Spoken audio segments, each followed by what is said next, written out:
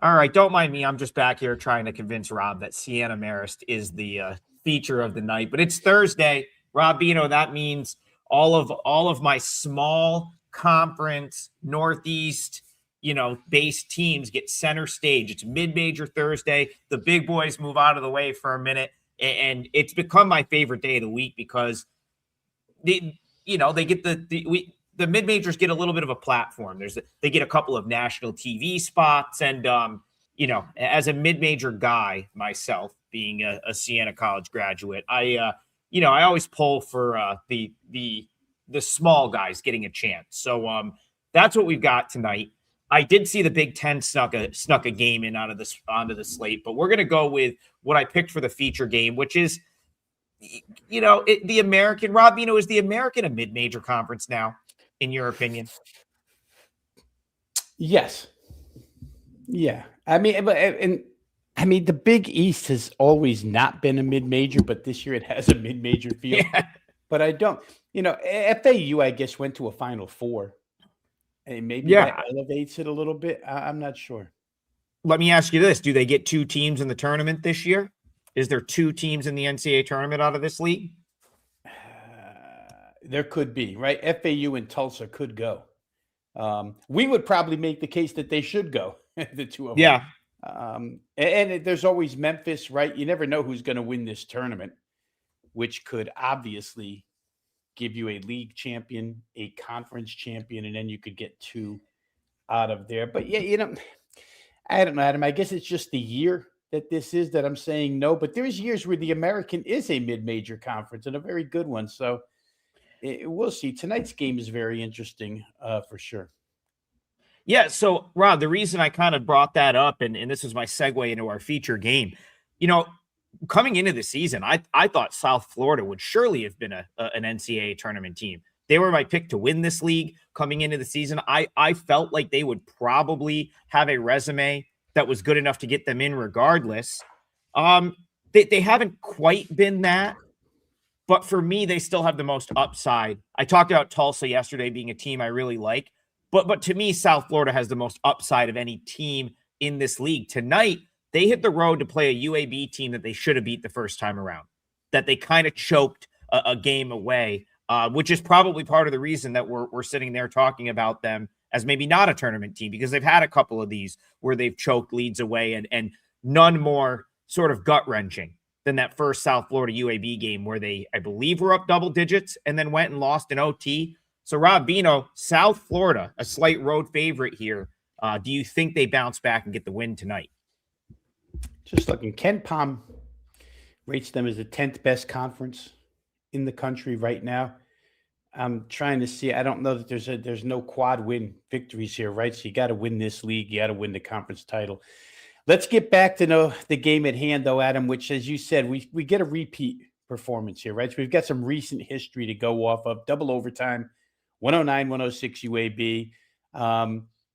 You qualified it as South Florida choking it away. I would say if they choked it away, they choked it away at the free throw line in that game, 23 of 36. You just can't miss 13 free throws in that game.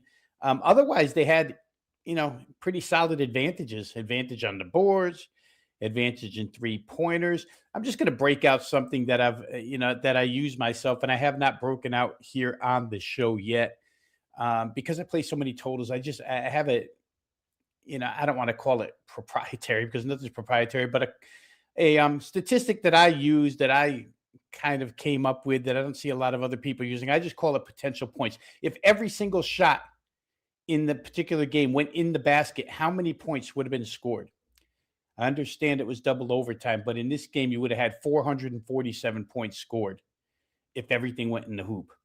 Take some of that out for double OT. I get it. But my point being that for UAB, they had a chance for 222 points. For South Florida, they had a chance for 225.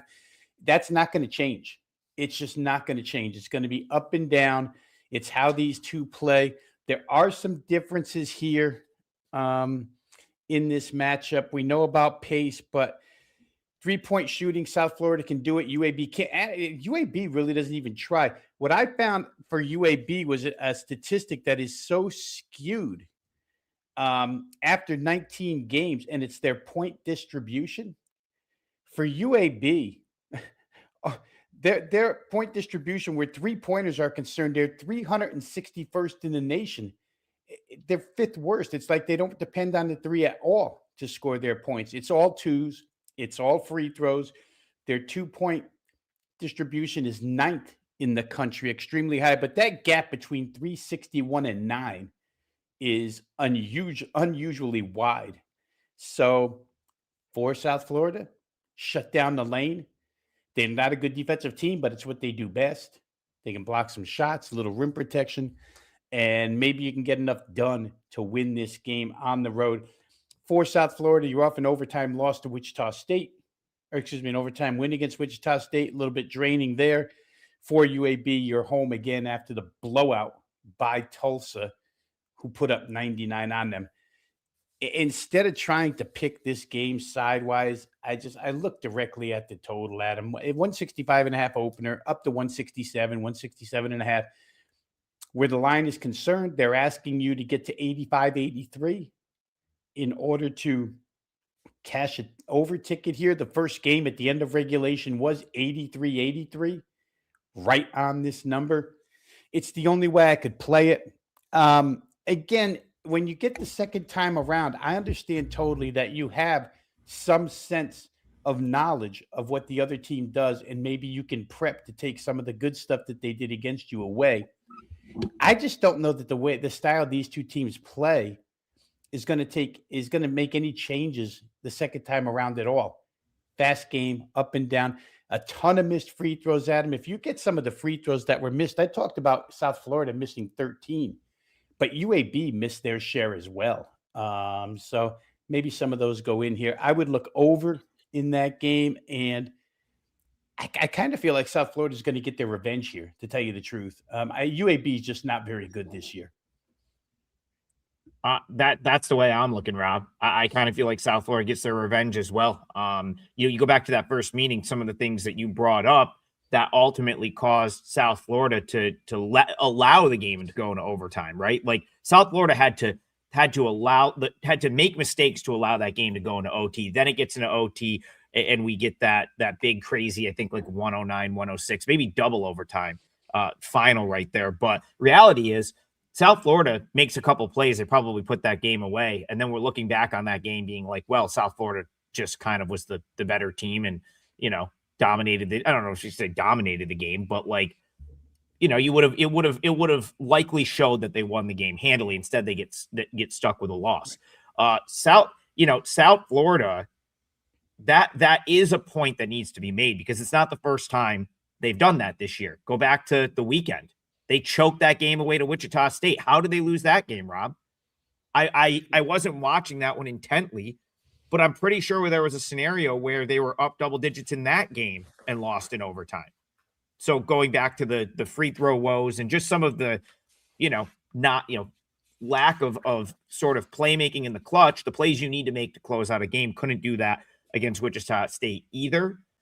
I don't think UAB is a great team. That's the that's where I come at for me. I just don't think UAB is very good. I would have loved to see them get the being as they're at home here. And sometimes home teams in this league will take money and get bet. Where I saw this open USF -2, I said, okay, that's playable. I could probably lay the 2. Maybe I'll get like a -130 or -135 money line. That's something I could stomach. But boy, would I love someone to come in and bet UAB so I can go back against it at a more reasonable number. Or like, let's say UAB, because again, UAB they're another team. There's a couple on the board today, Rob, that get love for the name on the front of the jersey. UAB is always one of them. I feel like they always sort of get love for the UAB brand carries some weight in this league, where when they're at home, you expect them to be like a 1-point favorite in this game, regardless when they're at home. So that's kind of what I was hoping for. I'm not saying it doesn't do that at some point, but it looks like 2.5. It's holding pretty strong at 2.5 right now. There are a couple books that are at 2. The only way I could play this game would be South Florida. I think they are a superior team. I think UAB is going to play a lot of zone here. I think it's going to allow South Florida to get their threes up. We know this is Brian Hodgson. There's quite a few Nate Oates disciples on the board today, Rob. Hodgson being one of them. This is actually probably a good matchup for how USF wants to play. So, yeah, I kind of like there's two bounce back angles in play here. One, choking the game to Wichita State over the weekend. Two, choking the game to UAB the first time around. I could only play South Florida here. I just think they're a better team. Yeah, a couple of things just to close it up. I feel like, Adam, at this time of year, you have teams that still haven't reached their ceiling and other teams that may be plateaued or already hit their ceiling. I don't know that Andy Kennedy can take his team any higher than what they are right now. I just don't know that there's a ceiling left for UAB. That said, I think South Florida still can. I mean, they could rattle off a 6 or 7 game win streak. Still, they're good enough to be better than what they've put on the board already. I think that could happen. And in that Wichita State game, they got crushed on the boards. Wichita State, which is rare, right? South Florida rebounds the ball pretty well for the most part. And it shows you how good Wichita State is, right? 41% offensive rebounding percentage in that game. That's not going to happen against UAB. That UAB is not going to do that to them. And UAB just doesn't defend threes. If these threes go tonight on the road, UAB probably gets beat. I don't know. I could see it from South Florida's perspective. UAB is off a 22-point home loss. Again, I would sometimes call for a bounce back because it's back-to-back home games inside the conference. But UAB hasn't shown to be good enough to get that type of, handicap. Probably South Florida. I do think it's going to be high scoring again, though. Neither team plays a lot of defense here. Yeah, it's going to be a good one to watch. ESPN 2 tonight, 7 p.m. It's one of the couple of national TV games tonight. So definitely one to watch. And we'll see how this, we gotta find a parlay winner in here somewhere. I don't know if we're going 2-teamer. I don't know if we're going 3-teamer. But South Florida money line is certainly a candidate for the parlay for me because I really think they win that game. Garth is in the chat. Thank you for the donation, Garth. Much appreciated. He wants to talk Elon and Towson. He says he likes Elon at home to get their team total of 74.5. Now, Rob, I like the way Towson defends. I like the way they rebound. But Elon has had success against them offensively the last couple of years, and Elon is very efficient offensively this year. You made this point about a week ago. Last time Elon played, the last 2 times Elon played, they've come up on the show. And I believe, you kind of pointed out Billy Taylor, totally different team this year. Last year, you had Matthew Van Komen down there. It was, hey, let's really dig in on the defensive end, play this extended zone. And we were going to be a defensive-oriented team with the Simpkins brothers there at the guard, both being pretty good defenders. Completely different team. And credit to Billy Taylor for being able to play to his roster strengths, right? This is Elon's not a defensive team anymore. They're a team that needs to go out and score points to win. Garth's question, do they score enough to get over that team total? What do you think? Well, they're showing that they have the capability, right? The first thing you take into account, and I'm sure Garth has, is, a Towson tempo, slow pace, right? So you look, as I always do for comp games, Hofstra is as slow as it gets. And Elon got them into an 89-85 game on the road, on Hofstra's home floor. They got him into that type of game. So there's no reason to think that at home they can't get that style of game against Towson tonight. Very few teams do get over 74.5 against Towson. That's for sure because of the way they play. But this is one that may be able to. We talked about them. I think it was the Northeastern game last week, Adam, where we were talking about the arena only holding 812 people. And we might have even had Elon in the parlay that day. And Northeastern came out and won that game. They gave up 85 points to Northeastern, which is not a great statement for their defense. That being said, Towson might be able to get some points. And I always like to say that, if a slow team feels like they can score against a bad defense in an up-tempo game, they may get caught up in it. So for me, it's a tricky number. I'll say that much. We're not betting all of the analysis that we give. We're betting against the number, and the analysis has to lead to a conclusion against this particular number. I'd be a little bit leery, but I wouldn't be totally afraid to bet Elon up and over their team total at 74.5, just because they've proven result-wise that they can do it against slow-paced teams, and they're at home here. Towson's a scarier type of slow, though, than Hofstra is, Adam. I don't know. It's hard to describe it, but to me, the Hofstra team is more willing to go than Towson. Like, Towson just wants to be stuck in the mud all the time, where Hofstra not so much, and especially on Hofstra's home floor. So it's a tricky number, Garth. I'm not going to tell you not to play that game or talk you off of it, because it certainly can get there. Towson's just a tricky team to ask somebody to get 75 against. Yeah, I will say, though, if there was a team that is set up to do it, it's probably Elon, because their half-court offense and their offense in general is as efficient as any team has been in this league this year.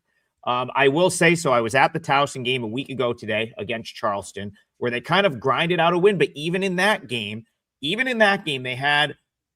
were in complete control and still had their like 6-minute offensive drought, where they went from being in complete control to Charleston cutting it to like 2 or 3 or 4. I forget what they cut it to exactly. And then, of course, on Monday, that drought was most of the first part of the game.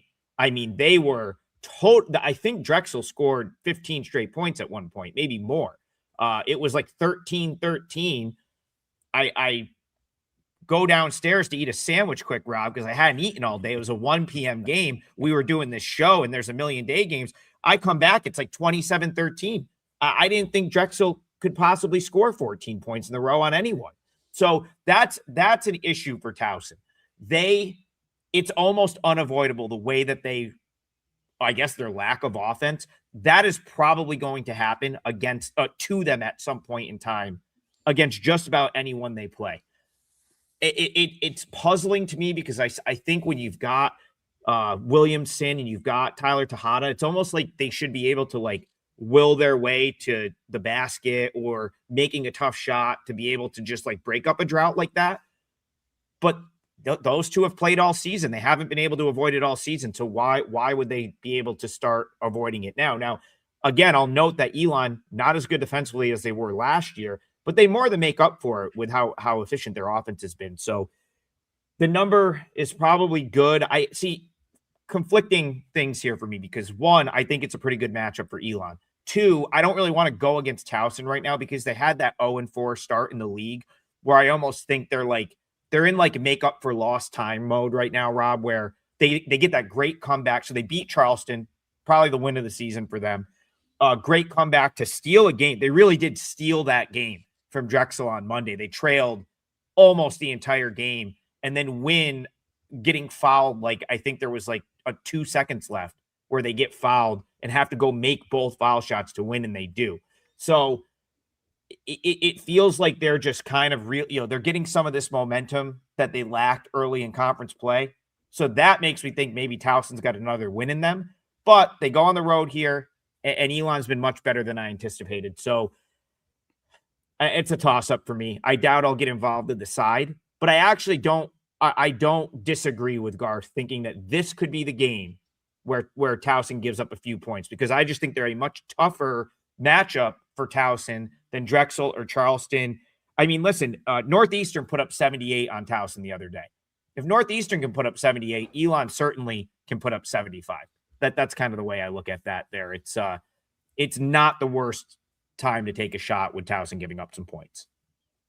Okay. Yeah, and I probably shouldn't have overlooked this, Garth, but Adam just mentioned one of the road games against an up-tempo team. Northeastern happens to be the second quickest team in league play as far as tempo is concerned, but they also went to William and Mary and gave up 84.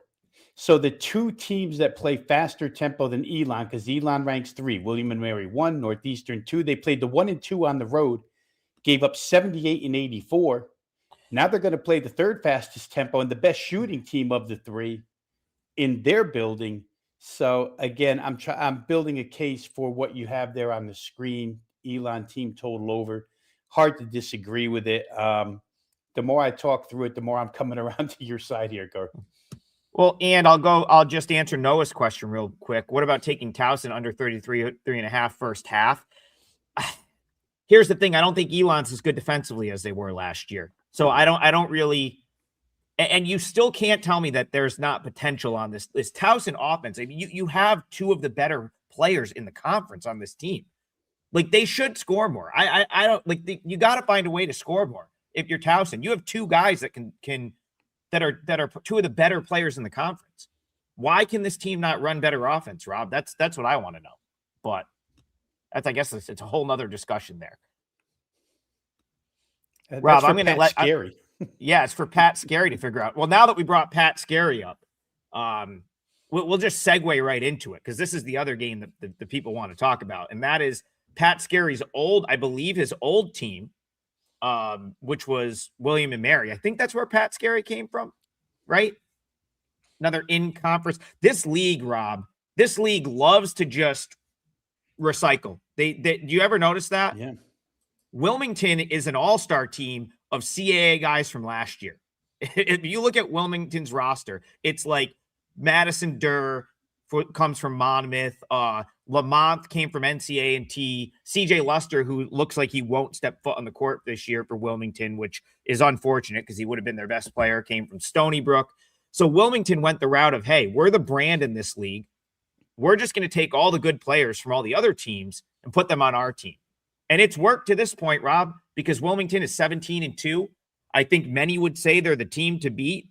And I wonder if our guy Steve Merrill will be at this game. I'd almost bet my life that he will be, because this is probably the biggest home game of the year, at least to date, for the William and Mary tribe, who've been very good. And I feel like you've kind of had a good beat on this year, in terms of the way they play and maybe, what will happen in their games. They seem to come up a lot on this show.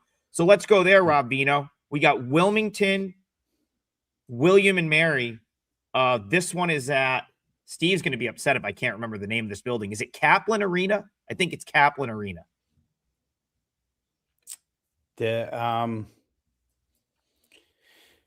is Kaplan Arena, Williamsburg, Virginia. Sorry about that. That's William and Mary home game. They host Wilmington tonight. What do you think?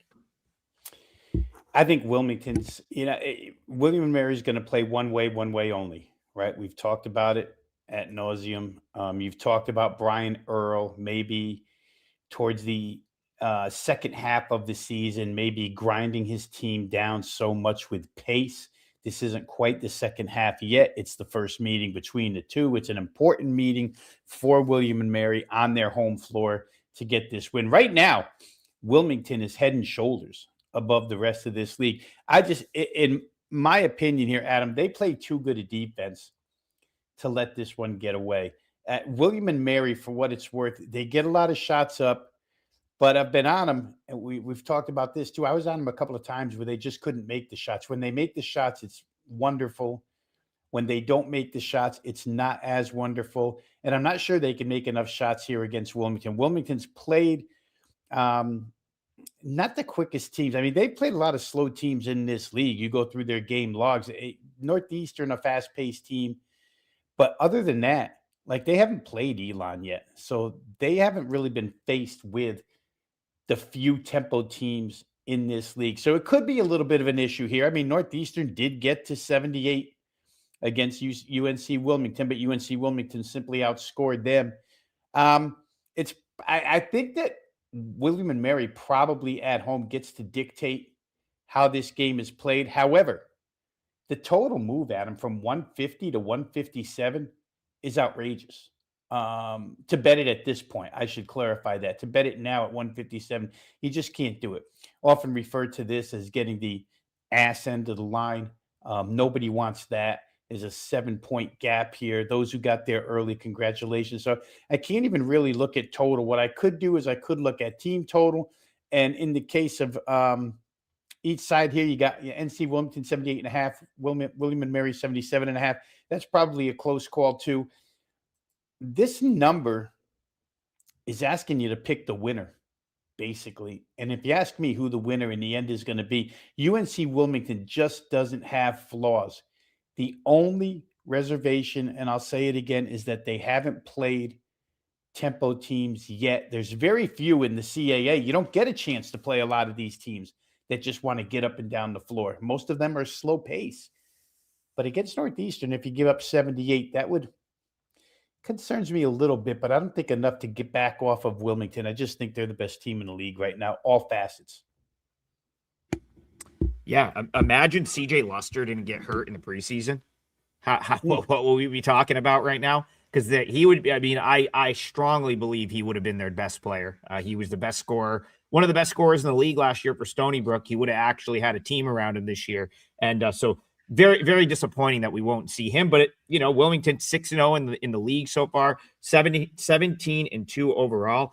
So a couple things here for me, Rob, that I guess sort of have me being a believer in both sides, like that both sides have a path here. The first thing is, right, like, without a doubt, and I talked to someone, I was talking to someone from Towson that's tuned into there that said that game is almost sold out on the 29th. So like the rest of the league views Wilmington as the team to beat, which hasn't always been the case in this league. For years, it was Charleston, right? For years with Pat Kelsey at Charleston, this league, it was like the target was on Charleston's back.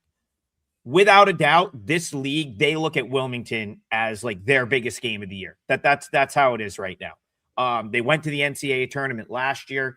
Believe they took Texas Tech to the wire almost, played them very, very tough in the NCAA tournament last year. They're 17-2. They're 6-0 in league play. So this is pretty much everyone's biggest game. And the reason I bring that up, Rob, it's almost like there's foreshadowing that they might have a road loss coming at some point, because the last few road games have all they barely beat Stony Brook. They needed to come back to win that game. Stony Brook was up 43-21 at halftime. And that's not a good Stony Brook team. Stony Brook's bad this year. Remember, I just talked about CJ Luster. Their best players now on Wilmington, even though he's out for the year. Their best player from last year. So it took a crazy comeback to win on the road at Stony Brook. The game before that, Northeastern, which we know is sort of a dumpster fire right now with the fact that they're playing 7 or 8 guys and they've had most of their best guys hurt. Even that game went down to like the final couple minutes until Wilmington was able to like pull it out, right? Like it was a very close game. I think they pulled it out in the final few minutes. The road game before that was NCAA, who I believe is probably the least talented team in this league, one of them. And that was another one where Wilmington trailed at halftime and they got it done, won by 9 in the end, but certainly not convincing by any means. So that's my concern. William & Mary's a lot better than those 3 teams. You can't go down 20 to William & Mary on the road and expect to come back. Like that would be my concern for Wilmington, is that they've dug themselves a hole on the road a couple times. And this is just not the team to go down 15 or 20, hype home atmosphere. The way they play, you're probably not getting back in that game. Wilmington, however, is a very physical team. They're definitely the most skilled team in this league, in my opinion. They're going to be able to, I think they're probably the best candidate to run their offense and not be so concerned or worried about William & Mary, the way they play, the Brian Earl press, just the chaos that he creates. I think Wilmington's probably just like, all right, yeah, we can break a press. We've got bigs. We're going to be more physical than you, and we can beat you that way. So it'll be a very interesting game. I think if you forced me to pick a side here, Rob, I'm picking Wilmington. But, man, I have concerns with some of the holes they've dug themselves on the road recently. Yeah, and at home, I mean, they're down 9 with 10 minutes left in their last game against Campbell. So we can add that. They scrambled to get past Campbell in that one. Just to the factors that you pointed out just now, Wilmington, they just don't turn it over. William & Mary needs turnovers to get to where they want to go completely. They're number 1 in free throw rate in this league. Wilmington, William & Mary can get a little bit handsy with the way that they try to play defense, which isn't really defense. It's kind of like slap it balls, try and get steals, et cetera, et cetera. And they defensive rebound better than anybody in this league. So 3 things, fundamentally speaking here, not turning it over, defensive rebounding, et cetera, probably allows them. I wonder, Adam, and we don't know the answer to this, but I wonder how much of NC Wilmington's last 3 games entering at 14-2. Well, let's go back to Hampton, last 4 games. How much of that at 13-2 is just disinterest in being a big favorite against these teams, and how much of it is they're not that much, 6-0 indicates they're clearly better, but are they that significantly better than the rest of these teams? 3 close calls in a row becomes an issue after a while. You got to go on the road here and beat a really good team. So good game. Tough one to bet. I'll say that much. Tough one to bet. There's better things to bet on the board than this. Yeah, and you made a good point about turnovers, Rob. Like if Brian Earl's teams can't turn you over, and Wilmington only turns the ball over 9.4 times per game. It's a top 25 mark nationally. If they can't turn you over, there is so many easy buckets on the back end of that scrambled press that maybe 156.5 isn't enough. Maybe this one goes over because there's just easy. But if you're going to give Wilmington easy buckets and you're William and Mary, you better be scoring. Like, you better have one of your better offensive days, or you're not going to win that game. So yeah, it's a good discussion. I agree with you. There's better stuff out there to bet, but I know it's one of the bigger games, and it's one that, I wanted to cover on the show. So we're going to get into other games. We still got 30 minutes to go. We'll find some winners here. All the winners that we've got, you can find on our Double the Firepower CBB package. Rob Bino, I went 2-2 yesterday. No big deal. Pretty much split my 4%ers, split my 3%ers. As I said yesterday, I will be firing the 5%ers possibly today. There's I've already locked one play in. There's 3 or 4 on my radar. I'm kind of waiting to see, what the number does, if they come into range. It's one of those days when you're dealing with all the mid majors. There can be such crazy manipulation of the market and line moves that sometimes I just kind of sit on my hands in the early part of the day and then start to add. So yeah, I may have the 5%er today, but the point is, if you do the package, you get everything that Rob or I bet in college basketball for 3 days. So I'm telling you, they're coming. I'm saying the 5%ers are coming this week. At some point in the next couple of days, I'll probably have a couple of them. So it's probably a good time to jump in. Rob, anything else for you to promo before we continue on? I will say real quick, Adam, and I'm going to reiterate what you just said, because I do the same thing. I tack on plays during the day. Tacked on a couple last night. One I got lucky with, Boston U on the extra board, team total. That was a great ending. 4.5. It's a great ending. They got to overtime and got it done. And also New Mexico team total over, and that game got severe extension at the end, where New Mexico, which couldn't get to the team total on their own because they kept missing shots in the half court last 4 minutes, but they did get there on the free throw line as Fresno caught up and just foul. So we went 4-2 again. That's 8-4 over the last 2 days in college hoop. Guys, I'll say one more time. I have not fired. I think I probably had less than a handful of 3% plays this year, all 2s, 1.5s, et cetera, et cetera. A lot of volume, but not a lot of strength behind them so far. But since December 1st, this is a 7-week span now, guys, up 38.3 units, a 60% win percentage for 7 weeks now. So it's been really, really good in college hoop, doing the right thing here. So maybe it's time to press the gas pedal a little bit here too, Adam. But I like to stick with what works. If it ain't fixed, don't broke it. Play your game, see what you see. It's just another way to say pick up the full court press package. If you do it today, you get tonight, you get tomorrow night, and you get the big Saturday card to cap it off. So probably as good a time as any to hop in. Bayou knows the deal. That's Rob's the disciplined one here. He knows I'm over here. I already killed this today. Yeah, we did go rain today. That's what we went with today. I had a 2-2 day where I lost juice yesterday drinking a peach mango bang, so I had to switch it up. Can't go back to the losing drink. White gummy bear is a hell of a flavor, though. Let me tell you, that's a good one. And that's empty. We've moved on to a Diet Coke. So you don't think I'm ready for day basketball, Rob? You know what? Because there's day games. Because thankfully I moved some stuff around, because there was a time where I was potentially in the Midwest this week, and I'm very, very glad I'm not there right now, because we have, I guess they're getting the storm of the century. Now, that's just Tuesday up here in central New York. We get that on a regular basis. But like, I'm glad I'm not trying to whip the Jetta around in like Oklahoma when they're getting like a huge snowstorm. They're not driving the other car. It's bad on gas. So I can't, you gotta keep it in line. But we've got day basketball, Rob, because all these teams are trying to avoid the snow. And I'm going to go ahead and give one out. But like, I'm going to let you guys decide what to do with it, because I do have a very nice CLV trophy in the pocket to start the day. So I played Austin Peay -3.5 earlier. It is now up to 6.5. So because you guys want to talk about the early game, it is an early game. And I guess, Rob, I want to give them a couple of alternatives on how to bet this game. So the first alternative is very obvious. Just try to get in play.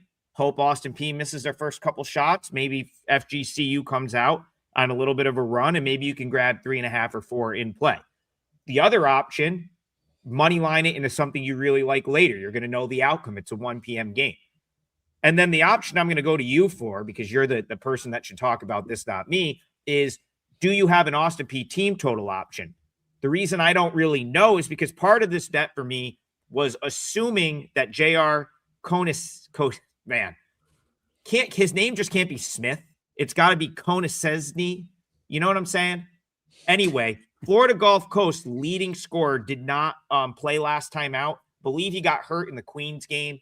I didn't think it was priced into the line originally. It looks like I'm right about that, because this thing is up from 3.5 to 6.5. So I took the Govs, Rob Vino, -3.5 for a 4% play. Can you give the folks a different way in on this one? Because obviously that number is long gone. Well, I can tell you this. I bet the game the first time around.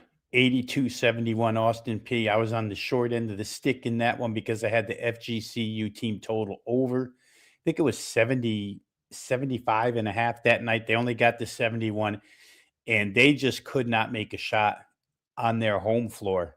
And Austin Peay, I was really impressed with the way Austin Peay played in that game. They made a bunch of threes. Every time FGCU made a push, they made a push coming out of the half. It was Austin Peay had a response. They made a push at about the 9-minute mark. Austin Peay had a response.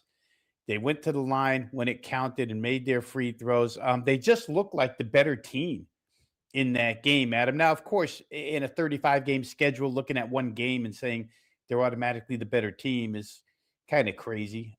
So I won't say that I know that they are, but without your leading scorer, there's just no way. FGCU first time around, and Konaseni, I guess, 20 points in that game, leading scorer for Florida Gulf Coast. And he was, as I'm trying to root FGCU on in that game, he was kind of the guy that was holding them together, but not enough. So I'll say this. Austin Peay plays at a pretty good pace. Florida Gulf Coast couldn't really get an advantage there. They didn't defend the three whatsoever in that game. I don't know how they would defend it any better on Austin Peay's home floor. I would think that you probably get a pretty good point production day out of Austin Peay. Once again, they don't have to travel here, Adam. I mean, this time change, moving the game up, doesn't affect Austin Peay nearly as much as it would affect Florida Gulf Coast in this game. So that's probably an added advantage. Maybe Gulf Coast enters a little bit lackadaisical to start. I mean, the trip to Clarksville, Tennessee is not easy. So for me, it would probably be, I'm going to get you the current number right now. Let's see if we can get this team total up here. We're staring at, 80 and a half, probably in a good place. They scored 82 the first time on the other team's home floor. They're basically asking you for the same game that you saw initially. I don't know that I would disagree with that. Maybe a little look towards the Austin Peay team total. They were the more impressive team first time around, no doubt about it. I mean, they've been impressive all year, really, for me. Like, this was a team that played a lot of road games in the non-conference. I'm going off memory there, but I'm pretty sure they had their share of road games, as most of these teams do. They lost over the weekend to Lipscomb, but that was their first league loss. They went into that game 5-0, and that's a Lipscomb team that's also 5-1 in the league. Pretty solid team. They always tend to be good in this conference.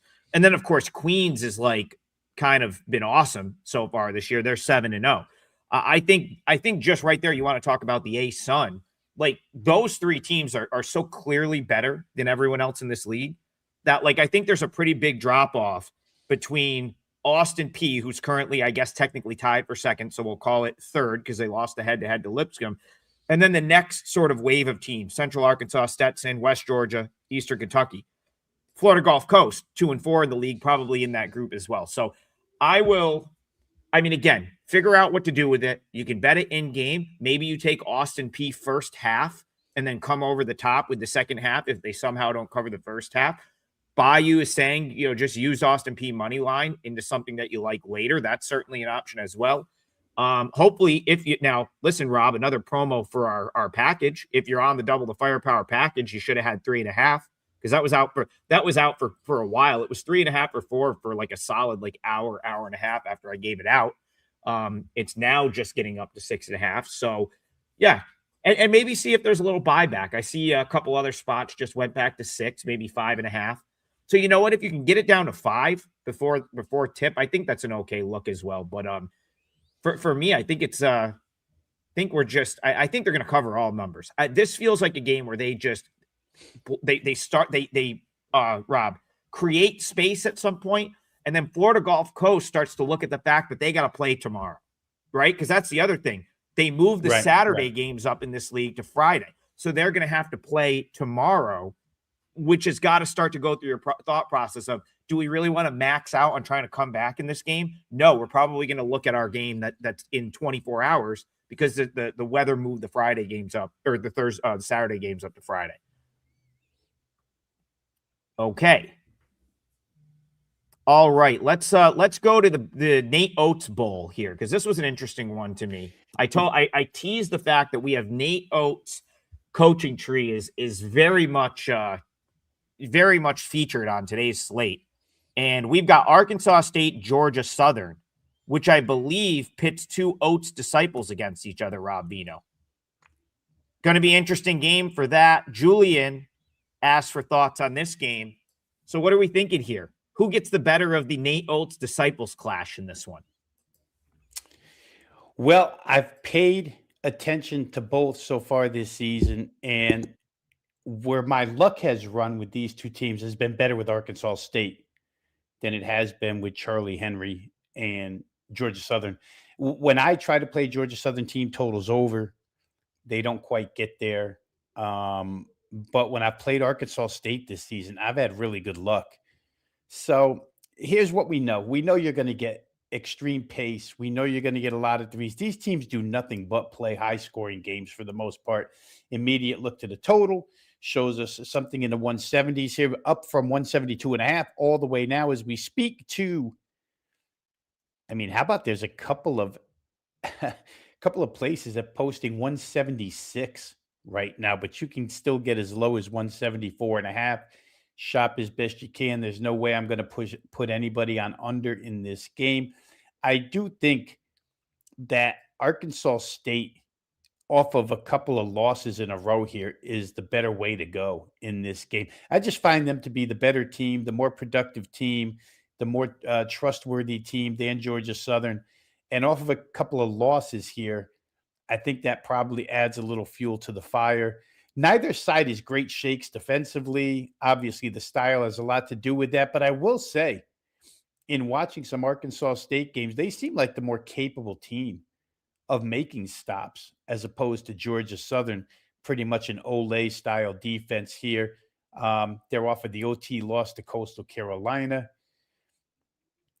Third home game in a row. I thought it was back-to-backs, but it's 3 straight home games for Georgia Southern. So certainly travel and schedule in their favor. But for me, Adam, it would be Arkansas State. I just, the times I've watched them, I find them to be better than Georgia Southern. And Georgia Southern, for what it's worth, can go through. And, it's a high scoring team. To say droughts is not really fair, but I don't think they're as good a shooting team as the Arkansas State side is. So for me, probably Arkansas State off back-to-back losses gets into the win column here. I have my concerns for both in this game. I also think it's going to be, I also have a hard time seeing either team just totally like stopping the other team. So I think for me, I mean, I guess this is I can almost guarantee it's a square opinion in this one, but hard to believe that this one doesn't soar over like whatever number is there. Arkansas State has no ball handlers. So like that's probably going to be a problem for them. They're 347th nationally in turnovers. And this is the type of team they will probably hit their season average of turnovers against. 13.8 a game.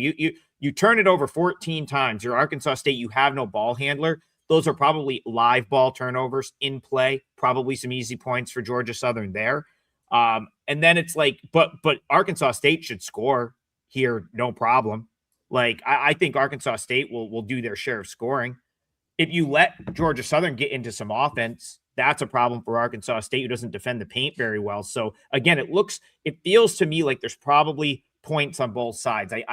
I've liked the Georgia Southern side more than the Arkansas State side this year. So I kind of went into my handicap here, kind of looking to make a case for Georgia Southern. I really couldn't, but I couldn't really find like reasons to think that like that Arkansas State's going to win this game either. So for me, just the way that both teams play, both teams get shots up.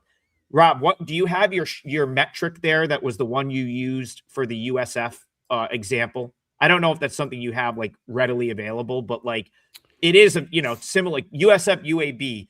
You pulled something from the first game. There's got to be a lot in this game. Have these two teams played yet? I can't now. I'm trying to remember offhand. Hold on. They haven't played yet, to the best of my knowledge, and that's probably why I wouldn't have a number on it. Yeah. Okay. Until we see it one time, and then we can tell. Yep, but I mean, to your point, there's no way you play under. I think I said that off the bat. You just can't. It's going to be Greyhound style basketball. There probably will be a lot of fouls in this game too, Adam, which helps all the time in this type of game. So for me, like I say, I find Arkansas State, and this is probably with some bias, because when I play Arkansas State, I've had better luck than when I play Georgia Southern.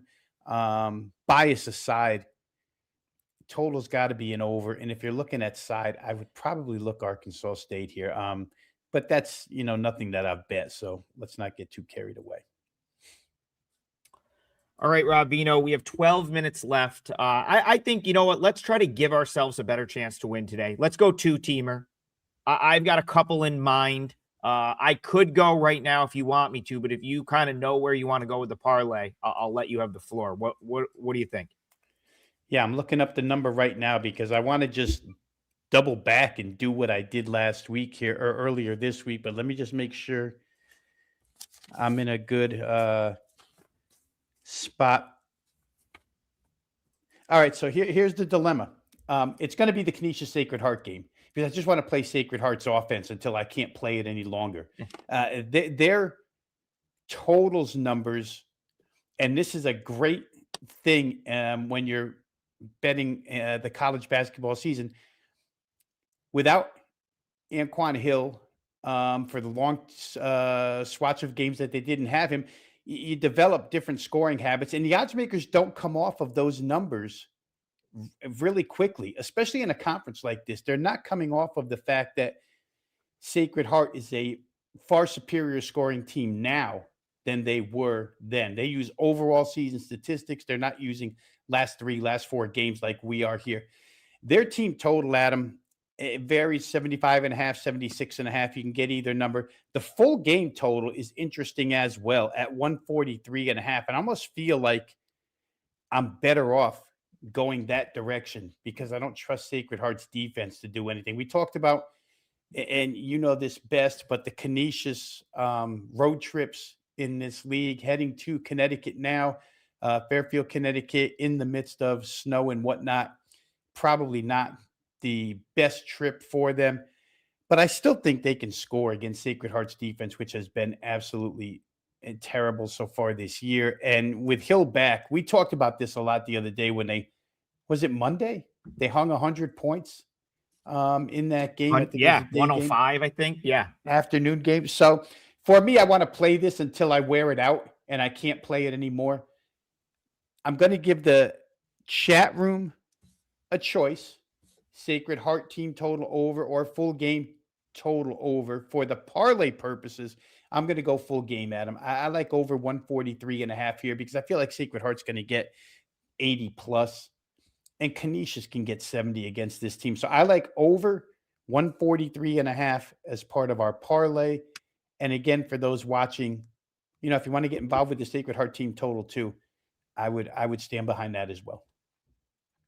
All right. I got an idea. So Bayou step in. I said Bayou's got, if he wants to put up a third leg, remember, Bayou's 1-0 on the show in the parlay. And I told him when he's ready to fire again that he can. So he wants to take leg 3. Bayou, give me like a couple of words on the game that you want. And I will, because we got to get an extra game in here before the gun anyway. So Bayou, give me a couple words on why you like that side.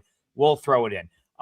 Real quick to wrap up this Sacred Heart Canisius discussion and to just sort of support the points you made for the full game total is Canisius is improving.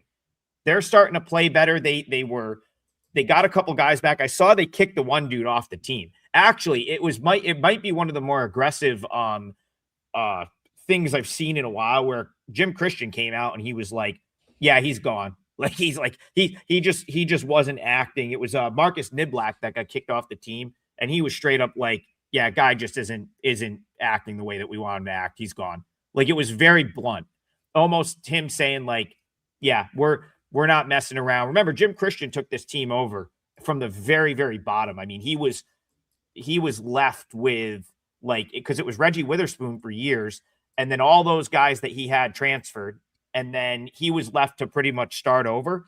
Well, you know what? Like, Canisius is starting to figure it out. They're not the top half of the MAC yet by any means, but this is a team that's very impressive that they're 3-5 in MAC play so far this year. They, on the road, they're always going to play a little bit worse. So there's a good chance that they give up a big number, but I do think they help out enough here, Rob. And if they help out at all, you're probably going to get this one. So I'm with you. That's all I have to add. And that is Rob's leg, which is going to be the over in Canisius Sacred Heart, over 143.5. I wasn't sure what I was going to do for the parlay, and people want to talk Marist Siena. And I teased it at the top of the show. So I'm throwing my boys in the parlay tonight. Siena, we're going to go with the money line. I believe they moved up from pick to -1.5. Rob Vino, while I'm talking about this game, if you can tell me what a fair Siena money line is, I'd appreciate it.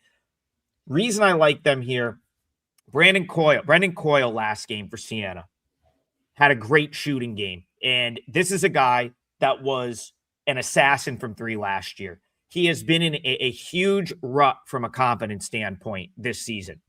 And it's really, really hurt Siena because they do not have a wealth of 3-point shooters, and teams have figured out that they can go a little bit of zone against them and force them to shoot the 3. Gavin Doty is a tremendous player. Best player on Siena's team, one of the best players in the MAC conference, but he's not a guy that's just going to sit there and pull up from 3. He needs to be able to get off the dribble, get to the rim, and they hadn't been able to do that until Monday when Coyle broke out, hit 4 threes against Fairfield. All of them were in the second half, got his shot going. The game before, he hit 7 against Manhattan and went for 23 and 10. That's back-to-back good shooting games for a guy that was ice cold coming into the Manhattan game. And it's turned into back-to-back blowout wins for Siena. Siena comes in 322nd nationally in 3-point shooting. So to get a guy that's easily your best 3-point shooter to start sort of cooking again and get that confidence back is huge. He always shoots the ball better at home. This is where that game is tonight, MVP Arena. And I just think to get Marist has shown some big-time flaws, in my opinion, especially on the offensive end. That's just, listen, that's a John Dunn. That's a characteristic of a John Dunn team, is to have offensive flaws. They're a team that's going to come out and it's going to be all defense. But Siena's done a good job of defending without fouling at times this year. Marist really needs to get to the line. That's how they score a lot of their points.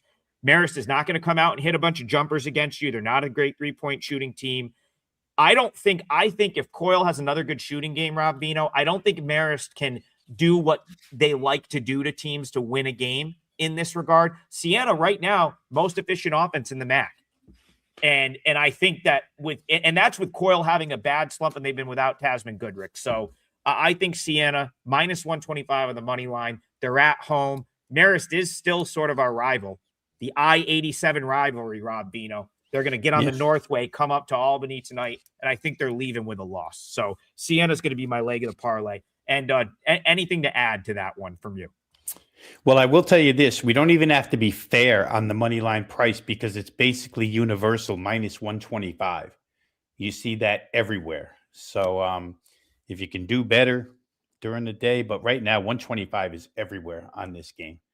So that's what we would be laying. And I thought that maybe subliminally my being in like this, hunter green polo today would maybe point you towards Siena or maybe a little team color out of myself to push you in the right direction. Maybe it'll be good luck. But yeah, well, I mean, you make great points about the Siena side. So let's get them in there and let's see what Bayou has to add. So Bayou's going to add Denver. He likes Denver plus 4.5. For those of you new to the show, that's my buddy Keith Bayou Bets Landry. He stepped in maybe a month ago to give out a play for the parlay, and it hit. So I told him anytime he wants to come back and try to run it back, he's welcome to do so. He has chose today. So it's been like a month, and he's chose today. He says if a third leg has to be added, and I'll go to you, Rob, for any additional context here. I'm going to just read what he has to say. If a third leg has to be added, he wants to add Denver plus 4.5. He really likes them tonight. And then he follows up with Denver's been off for 8 days, stayed at home.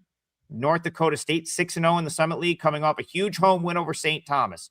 Prime spot to upset the Bison tonight and break the 6-0 record. And I'll tell you, Rob, rest is good for a team that plays the way Denver does. 8 days off sounds pretty good because they have played in an awful lot of high-scoring games so far this year. Yeah, they have, and it's by design. Obviously, it's what they want to do. As I'll say to Keith, I looked immediately toward this total. I think North Dakota State is going to have to play the style Denver plays, and North Dakota State's certainly capable of scoring. A lot of teams capable of scoring against the Denver team. They almost like it that way. You put it through the net, they're just going to come back down the other end of the floor twice as fast. So for me, it was more of a look toward total. But the explanation, the analysis there of the extra time off and the North Dakota State huge win, now having to travel, makes a lot of sense as far as situational handicapping is concerned. You get a home underdog that can score. And that has proven, Adam, throughout the course of the year so far to be able to knock some teams off that are a little bit better than them. The home results here, plus 13 win over Missouri, Kansas City, plus 11 win over Oral Roberts in their last outing. A couple of other games that didn't really matter as far as league is concerned, but they beat Eastern Washington here. So Denver's got the ability to outscore people. Here you're getting points. I think it's a good situational handicap for me. If anybody's looking for a further play on this game, I would look over the total. Yeah, I definitely agree with Bayou here. This is not my strength. Summit League's not really my strength, but I will say, just like I've watched a fair amount of North Dakota State this year, I feel like they've definitely sort of played over their heads, like to be unbeaten in the league at this point, and then to sort of like max out on effort to get that win over the weekend against St. Thomas. That was actually a game I liked. St. Thomas, I think they were plus 2.5. I'm glad I didn't play it because North Dakota State managed to win a very close game by 3. Yeah, they without a doubt agree with the fact that they've got a loss coming to them in Summit League play, probably sooner than later. Going to altitude's never easy, even for, it's not like North Dakota State is like this crazy altitude team. So they're going to have to go play in Denver tonight. Yeah, Bayou, I could see that.